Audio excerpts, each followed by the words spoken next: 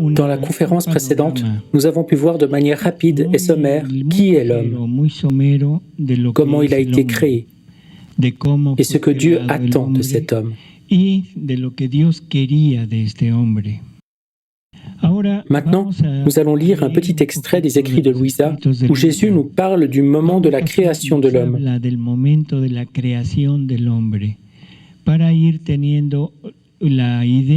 Ce qui va nous permettre d'avoir en même temps une idée de ce que nous disent la Genèse et le catéchisme et de ce que Jésus nous transmet à travers les écrits de Luisa. Dans un passage du 24 février 1919, Jésus dit à Luisa : « Ma fille, tu n'as encore rien dit concernant la création de l'homme, l'œuvre maîtresse de la puissance créatrice, en qui l'Éternel a placé son amour, sa splendeur, son savoir-faire, et porté par l'excès de son amour, s'est placé lui-même en son centre. Cependant, il voulait y trouver une habitation digne de lui. » C'est très important de bien remarquer que les écrits de Luisa ne doivent pas être lus trop rapidement d'une seule traite. Ils doivent être analysés quasiment au mot par mot. Une fois, Jésus disait à Luisa, alors qu'elle se plaignait que c'était beaucoup de travail d'écrire toutes ces pages, et qu'elle ne voyait pas qui voudrait se donner la peine de lire toutes ces choses. Alors Jésus lui a dit, « Ça, ce n'est pas ton problème. » Si nous sommes attentifs à ce que nous venons de lire, il est écrit que Dieu place dans sa créature son propre amour, sa beauté, sa maîtrise, et porté par l'excès de son amour, il s'est placé lui-même comme centre de l'homme. Malgré tout cela, Jésus dit, cependant, il, c'est-à-dire Dieu, voulait trouver en l'homme une habitation digne de lui. Et on peut se poser la question, avec tout ce que Dieu avait placé en l'homme, celui-ci n'était-il pas déjà une habitation digne de Dieu ? Pour Jésus, ce n'est pas le cas. Il dit que Dieu, de son souffle tout-puissant, a créé l'homme à son image et à sa ressemblance. Ainsi, des profondeurs de son amour, il exhale son souffle tout-puissant, par lequel il donne vie à sa créature,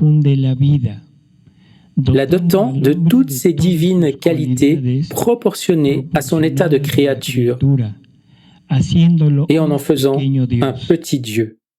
La dotant de toutes ses divines qualités en créant l'homme à son image et à sa ressemblance. Il lui donne toutes ses qualités. En lisant la formule « à son image et à sa ressemblance », généralement, on ne distingue pas clairement les deux termes. On les voit comme une sorte de répétition. Mais en réalité, image et ressemblance sont deux choses très différentes.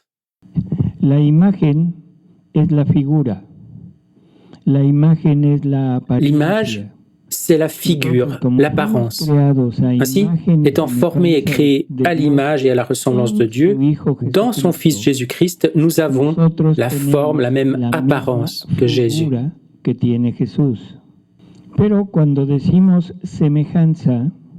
Quand nous parlons de la ressemblance, nous parlons de la même manière d'agir. Quand on regarde agir un enfant, on peut constater une proximité avec la manière d'agir du papa ou de la maman. Et alors on dit « Oh, comme il ressemble à son papa, comme il ressemble à sa maman ». Cela nous fait comprendre que nous ne devons pas seulement être une image, une figure de l'humanité de Jésus, mais que nous devons aussi agir comme lui, à sa ressemblance. Mais lui est Dieu et nous, nous ne sommes pas Dieu. Par conséquent, nous avons besoin, pour agir à l'égal de Dieu, de la présence de Dieu lui-même en nous. Il ne suffit pas que nous agissions avec notre volonté humaine, car notre volonté humaine, quand elle est bonne, produit des vertus. Alors je vous pose la question, est-ce que Dieu est vertueux? So his question is God virtuous? Jesús es virtuoso. Qui dit qu'il est vertueux?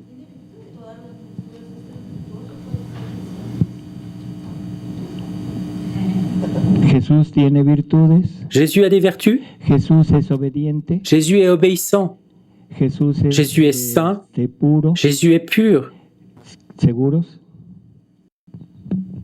Jesús es la obediencia. En fait, Jésus est l'obéissance. Il n'est pas obéissant. Jésus, il n'est pas saint, il est la sainteté. Jésus n'est pas pur, il est la pureté.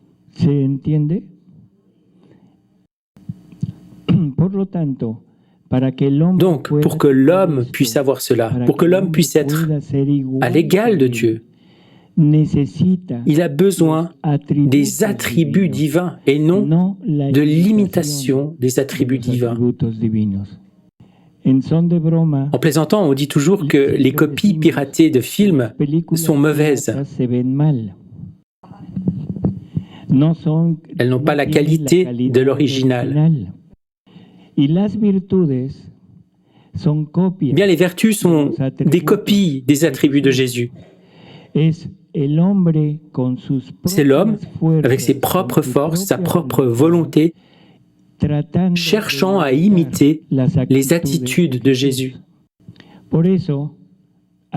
C'est pourquoi Jésus, ici, dit que, ayant tout donné à l'homme, Dieu le créa à son image et à sa ressemblance, et que des profondeurs de son amour, il exhale son souffle par lequel il donne vie à l'homme, le dotant de toutes ses qualités, c'est-à-dire de tous ses attributs proportionnés à son état de créature, en faisant de lui un petit Dieu. Un petit Dieu, c'est un être qui agit à l'égal de Dieu. Un être qui possède toute la capacité proportionnée à son état de créature que Dieu possède lui-même. Un autre passage du 22 mars 1919 dit « Il n'en fut pas ainsi pour la création de l'homme. Il est vrai qu'il trouve également son origine dans mon fiat, mais cela ne suffisait pas. Porté par un excès de mon amour, j'ai soufflé sur lui en lui infusant ma propre vie. Je l'ai pourvu de la raison, je l'ai fait libre et je l'ai constitué roi de toute la création. » Un excès de l'amour de Dieu. Quand Dieu agit, c'est toujours tout Dieu qui agit. Cependant, il ne veut pas seulement agir, se donner, mais aussi continuer sa vie dans l'homme. Il veut que l'homme devienne un avec lui.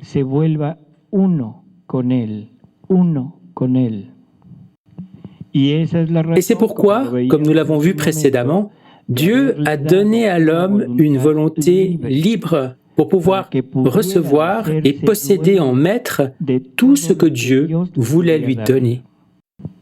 Mais l'homme s'est montré ingrat.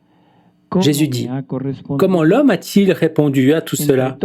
Dans toute la création, seul lui a été cause de tristesse pour mon cœur, une note discordante. » En outre, que dire sur la sanctification des âmes? Non seulement un fiat, non seulement mon souffle, mais j'ai mis à la disposition de l'homme ma vie elle-même, mon amour et ma sagesse. Et cependant, que de refus et de défaites pour mon amour. ¿Qué es el fiat? Alors, qu'est-ce que donc que le fiat? Esto necesitamos aclarar. Il est nécessaire de clarifier ce point ¿Qué es lo que Jesús nos está diciendo? pour comprendre ce que Jésus veut nous dire quand il parle de son fiat. En los escritos de Luisa hay tres palabras. Dans les écrits de Louisa, Jésus utilise trois mots qui peuvent à première vue paraître équivalents et qui sont volonté, fiat et vouloir.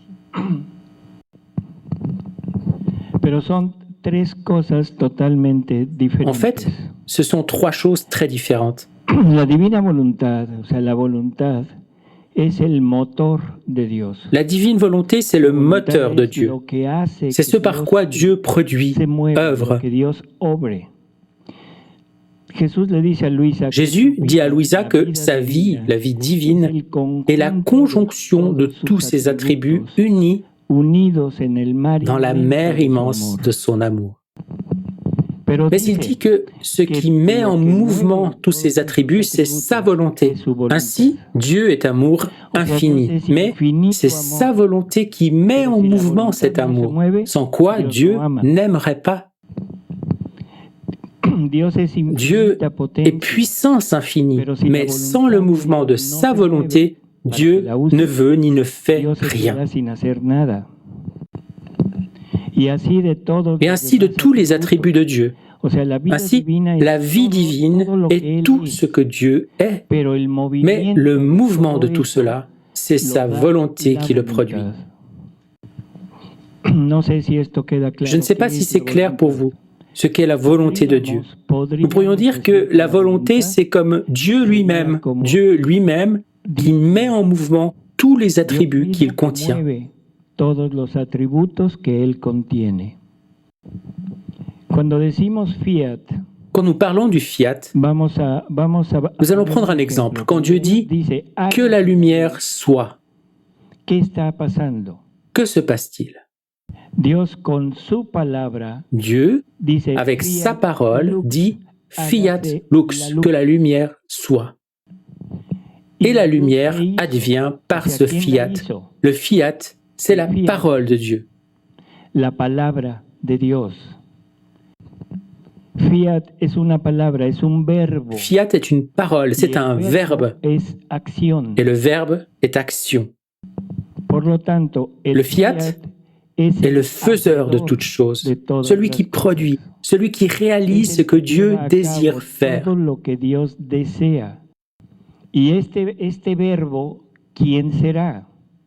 Et ce verbe, qui est-ce?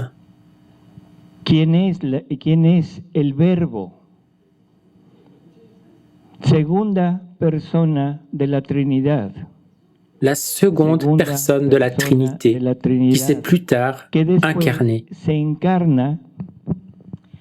Segunda persona de la Trinidad. Vamos a quedarnos ahí. La seconde personne de la Sainte Trinité, on va en rester là. La palabra querer.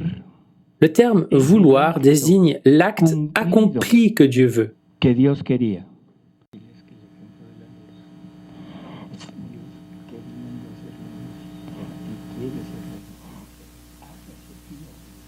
So God is an example. Par exemple, Dieu veut créer la lumière. Il dit « fiat lux ». Le fiat fait la lumière et la lumière est l'acte réalisé.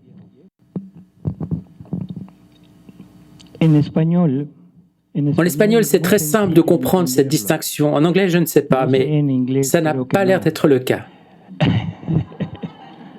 En espagnol, il y a différents mots. C'est une chose de désirer accomplir quelque chose, et c'en est une autre, l'acte accompli. Ce sont deux choses différentes.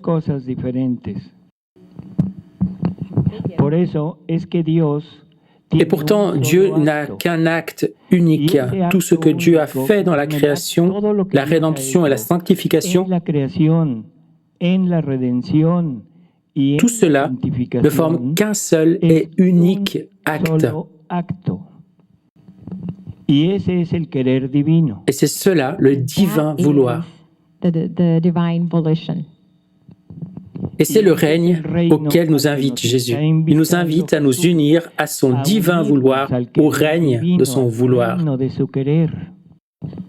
Autrement dit, à prendre part aux actes de Jésus, car ce sont ces actes qui forment sa vie. Et vivre dans la divine volonté, c'est le mode par lequel il nous est donné de pouvoir nous intégrer à l'acte unique de Dieu. Vivre dans la divine volonté n'est pas une finalité en soi, mais le moyen de nous unir à l'acte unique de Dieu. Parce que c'est seulement en faisant des actes divins que nous pourrons nous unir à l'acte divin et unique de Dieu. Les actes humains ne peuvent pas s'unir à l'acte divin de Dieu. Est-ce clair? Avez-vous des questions? Nous devons nous rappeler que la seconde personne de la Trinité est celle qui devait sortir de la Trinité pour que Dieu puisse établir sa relation d'amour. Et donc, le Père décide de créer une petite maison pour son Fils. Et cette petite maison, c'est l'univers entier. Et il décide de lui donner l'humanité. Une petite maison, c'est l'univers, car Jésus, la seconde personne de la Trinité, est infini. Pas de questions?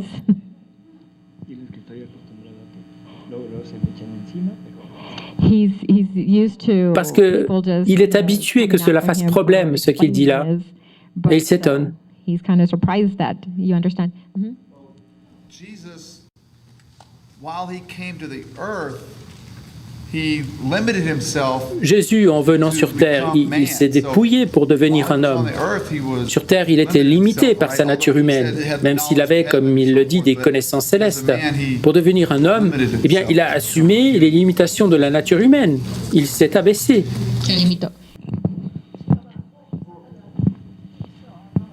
Non. Non. Definitivo. Non, Jésus ne s'est pas abaissé. L'humanité de Jésus est l'humanité créée par Dieu pour lui.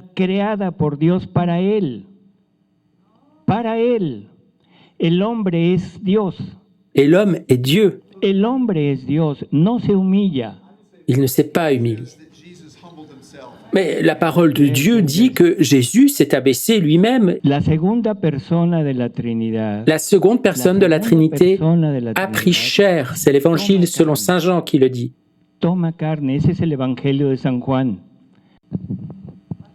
Vous voyez, ce n'est pas qu'il a pris une humanité, mais il s'est fait chair. L'humanité de Jésus est l'humanité même de Dieu. Il ne s'est pas abaissé, il s'est limité un peu parce que l'homme, par son humanité, n'est pas capable d'englober l'infini. Mais en Jésus, sa volonté humaine ne voulait pas la crucifixion, mais il a dit « non pas ma volonté, mais la tienne ». Non, non, ce Jésus-là serait un Jésus plein de peur. Mais il a dit, éloigne de moi cette coupe, Père, mais non pas ma volonté, mais la tienne. Oui, mais il ne faut pas oublier que c'est ma vie que Jésus prend sur la croix. Ce n'est pas la sienne, c'est la mienne. Celui qui souffre alors, c'est moi. Celui qui est pendu sur le bois de la croix, c'est moi. Celui qui entre dans le sépulcre, c'est moi. Ce n'est pas Jésus.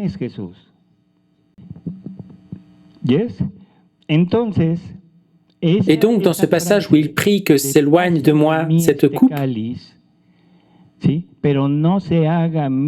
mais non pas ma volonté, mais la tienne, Jésus prend ma vie et il crie pour moi. S'il est possible que s'éloigne de moi cette coupe, ce calice, le calice de la volonté humaine qui œuvre en moi, mais c'est moi qui crie. C'est donc moi et non Jésus, c'est moi.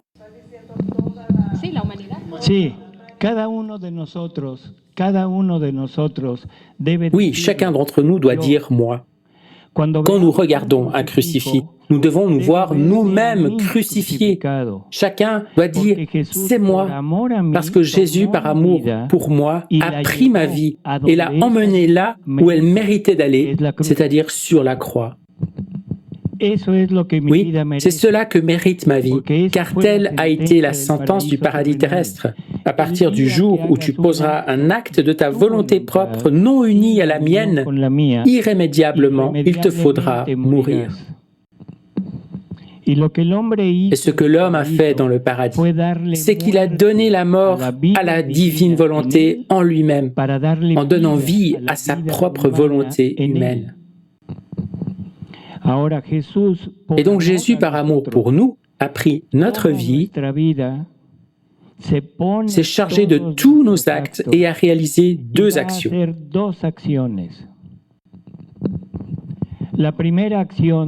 La première action qui est nécessaire a été d'obtenir pour nous le pardon. Et la deuxième action a été de rétablir en nous la vie divine. Et pour cela, il devait faire tout ce que nous aurions, nous, dû faire pour le Père. Et donc, nous sommes sauvés par le sacrifice de Jésus sur la croix, mais c'est notre vie qui est mise à mort.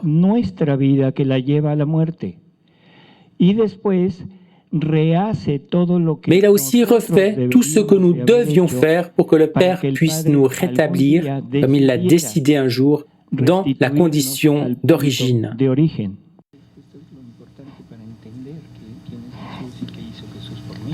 Il dit que c'est important de comprendre qui est Jésus et ce que Jésus a fait pour nous. Dans l'Épître aux Romains, il est dit que Jésus nous a pris dans son corps et sur la croix et que nous y sommes avec lui. Et il dit pour que nous ressuscitions en lui. Et la résurrection n'est pas seulement pour la fin des temps, mais pour maintenant. En vivant dès maintenant de la vie du ressuscité, de la vie ressuscitée et glorieuse de Jésus. Bien, revenons à nos trois mots, volonté, fiat et divin vouloir. Nous allons relire le passage. Jésus dit, « Il est vrai que l'homme trouve également son origine dans mon fiat. » Et quel est donc ce fiat qui se trouve à l'origine de l'homme? C'est Jésus, la seconde personne de la Sainte Trinité. Il est notre origine. Mais cela ne suffisait pas. Porté par un excès de mon amour, j'ai soufflé sur lui en lui infusant ma propre vie. Je l'ai pourvu de la raison, je l'ai fait libre et je l'ai constitué roi de toute la création. Comment l'homme ingrat a-t-il répondu à tout cela? Dans toute la création, seul lui a été cause de tristesse pour mon cœur, une note discordante. He is the sorrow of my heart. He is the note, the discordant note.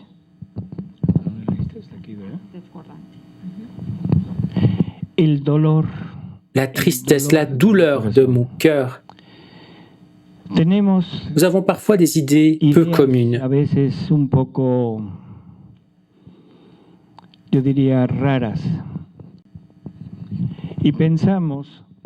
Et nous pensons que l'humanité de Jésus est comme l'organe, le membre souffrant de Dieu. Le moyen par lequel Dieu manifeste sa douleur. Et cela semble s'opposer à la conviction qu'il n'y a pas de souffrance en Dieu. Mais c'est tout le contraire. Est-ce que Dieu souffre? La réponse est oui.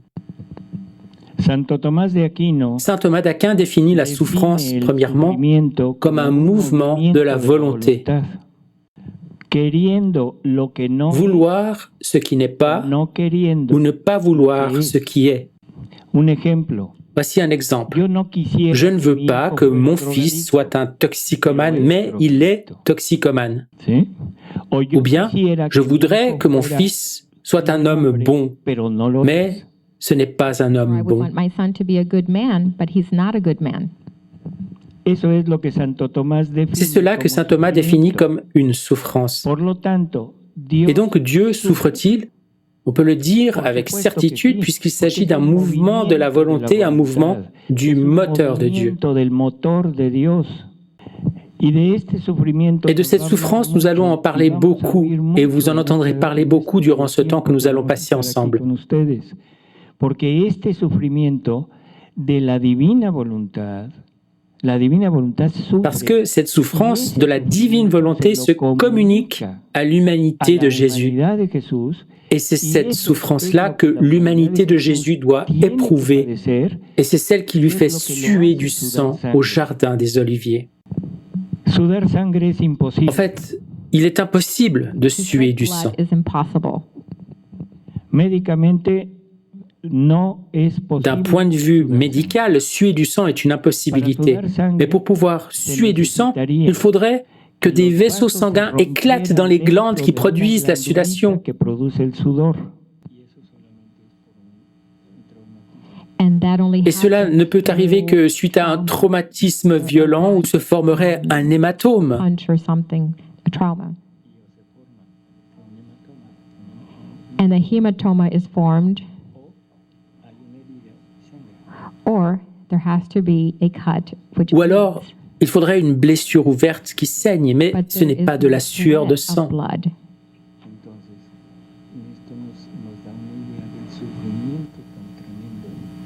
Alors cela donne une idée de l'incroyable souffrance que l'humanité de Jésus a dû traverser, supporter, souffrance causée par la divine volonté jusqu'à atteindre cette condition extrême consistant à suer du sang. To reach to that extreme in the humanity.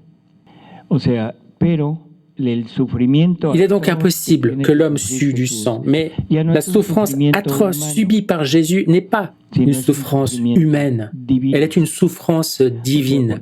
Il s'agit de la souffrance de la divine volonté présente en Jésus et ressentie par lui dans son intérieur, mais venant de sa nature divine. C'est donc une souffrance immense qui dépasse la capacité de souffrance de la nature humaine, au point d'entraîner Jésus à subir dans son humanité quelque chose qui serait impossible au niveau seulement humain. Que no era posible llegar desde la humanidad. Pero el hombre ingrato, ¿cómo me ha correspondido? Comment l'homme ingrat a-t-il répondu à tout cela? Dans toute la création, seul lui a été cause de tristesse pour mon cœur, une note discordante. And even more, En outre, que dire sur la sanctification des âmes? in the sanctification of the souls, not only my Non fiat, seulement un fiat, non seulement mon souffle, mais j'ai mis à la disposition de l'homme ma vie elle-même, mon amour et ma my sagesse. love, my wisdom, but how many Et rejections, cependant, que de refus et de défaites how pour mon many amour. failures receive my life, my love. No solamente un fiat. Non seulement un fiat, un que cela soit. No es la acción del fiat. Ce n'est pas lo seulement que nos l'action da, du fiat qu'il nous donne, mais sino sa nos da propre vie. su misma vida. O sea, toda la C'est-à-dire capacidad, toute la todo lo capacité, que Dios tout ce que puede Dieu hacer, est capable de todo faire, lo que tout la ce que la segunda seconde persona personne de de la la Trinité Trinidad est puede capable de hacer, faire. es lo que nos está dando. No C'est la- cela qui no nous el est donné. efecto de su Il nous est palabra, donné non l'effet de sa dando parole, su mais sa palabra. parole Nos elle-même. está dando Il nous est la donné segunda la persona seconde de la personne Trinidad. de la Trinité. Otra lectura. Continuons notre lecture. Dice, la Jésus dit, creación del hombre la création de l'homme au centre de notre divinité concentrait en elle tous les biens qui devaient sortir de la créature. Nous avons placé en elle notre vie divine et notre divine volonté. La vie humaine devait nous servir d'habitation et les deux volontés humaines et divines fusionnées ensemble devaient vivre une vie commune. Les deux volontés auraient dû vivre une vie commune dans un parfait accord. En fait, la volonté humaine devait prendre notre divine volonté pour former ses actes. À ce sujet, j'aimerais attirer votre attention sur le fait que ce n'est pas la divine volonté qui opère dans l'homme, mais c'est la volonté humaine qui doit prendre la divine volonté pour opérer ses actes. Or, il n'y a pas de vie, qu'elle soit spirituelle, humaine ou divine, qui n'ait besoin de nourriture pour grandir, devenir plus forte, s'embellir et se réjouir.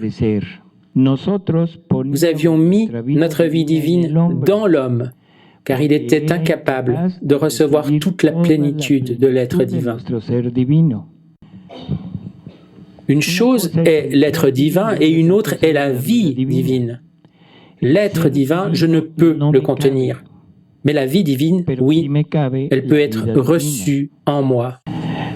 Nous avons mis en lui ce qu'il pouvait contenir de notre vie, lui donnant la liberté de la faire grandir autant qu'il le pouvait et le voulait.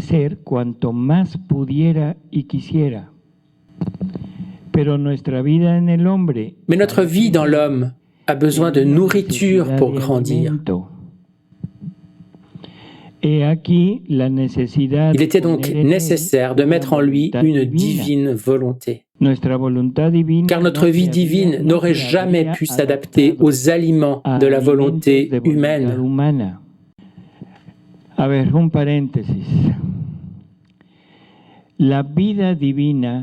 Une parenthèse, la vie divine n'aurait jamais pu s'adapter aux aliments humains. Que sont ces aliments humains?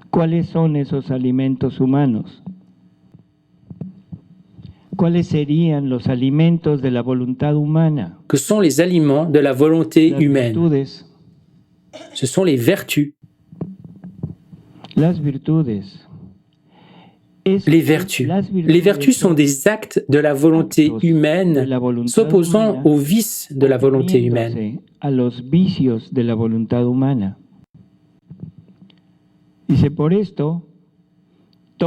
C'est pourquoi tous les actes de la créature accomplis en vertu de notre divine volonté et en elle servaient de nourriture et faisaient grandir notre vie divine en elle. Avez-vous saisi ce qu'il dit? Non. Non.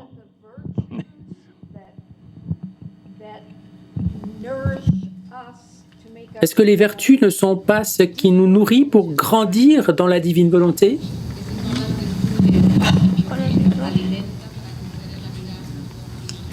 Non. Non, non, la vertu est un acte humain. Plus tard, nous parlerons un peu plus de ce que sont les vertus et du mérite qu'elles ont. Mais elles ne sont pas une nourriture divine.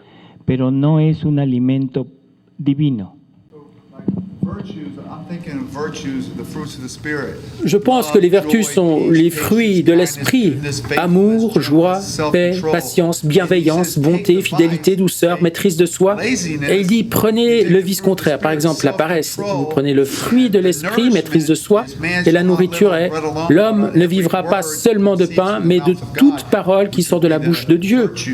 Et les vertus sont cette nourriture, les fruits de l'esprit.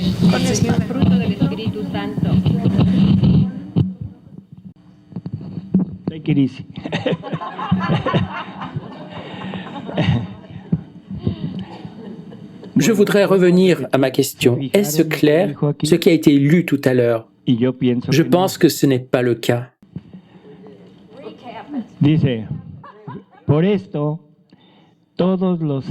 Nous lisions, c'est pourquoi tous les actes de la créature accomplis en vertu de notre divine volonté et en elle servaient de nourriture et faisaient grandir notre vie divine en elle. En quelques mots, ce qu'il dit ici, c'est que nos actes faits dans la divine volonté deviennent la nourriture de la vie divine. Nous sommes nourris par la divine volonté. Nous sommes nourris pour que la vie divine puisse grandir et se déverser, couler en nous. Nous recevons l'Eucharistie. Eh bien, pourquoi? Elle est pour nous une nourriture, n'est-ce pas? Un jour, Jésus parlait avec Louisa et il lui dit « J'ai faim ». Et Louisa lui répond « Seigneur, je n'ai rien à te donner ». Alors Jésus a mis ses mains à l'intérieur de Louisa pour prendre quelques petites balles blanches qu'il se mit à manger. Et Louisa dit « Mais où les as-tu donc prises ?»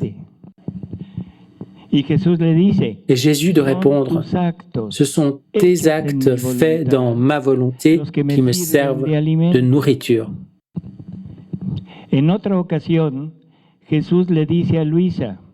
À une autre occasion, Jésus dit à Louisa qu'il veut des hosties vivantes, non des hosties mortes.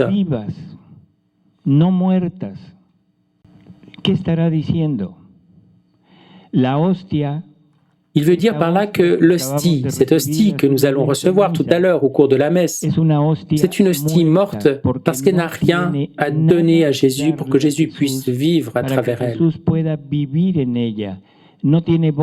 Elle n'a pas de bouche pour parler, elle n'a pas de pieds pour marcher, elle n'a pas de mains pour travailler, pour que Jésus puisse travailler, marcher, parler, voir. En réunissant tout cela, Jésus veut des hosties vivantes. Et ces hosties vivantes sont les créatures qui vivent dans sa volonté. C'est le don qu'il veut nous donner, le don qui lui permette d'être en nous, présent à tous nos actes, en faisant de nous une nourriture pour lui. Why does Jesus need our nourishment? Pourquoi Jésus a-t-il besoin que nous soyons sa nourriture?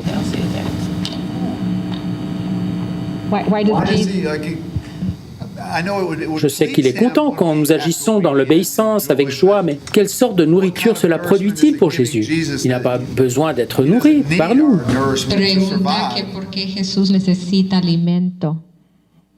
Sí, de nosotros. It is his life in us. C'est pour sa vie en nous qu'il veut de la nourriture. His life in us. Le péché originel a été de perdre la vie divine et la volonté divine. Et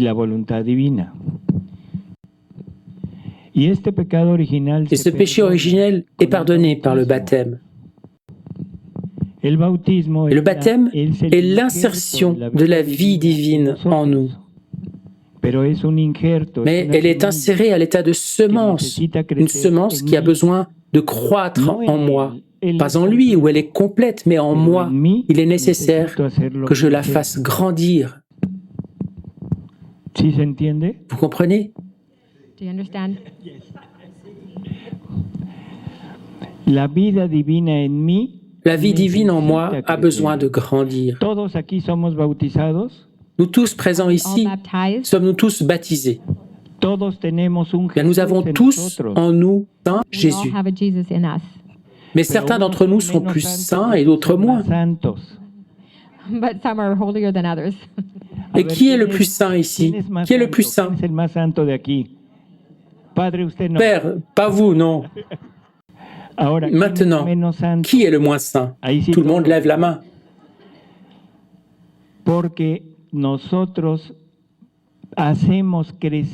Parce que nous faisons grandir cette semence à l'aide de nos vertus. C'est à la mesure de notre pratique des vertus que la vie divine va grandir en nous.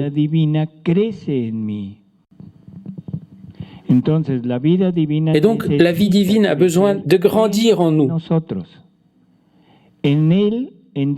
En Dieu, elle est complète. Mais en moi, il est nécessaire qu'elle grandisse. ¿Quieren un break? Sí. Okay, do you want a break? Okay, 15 minutes.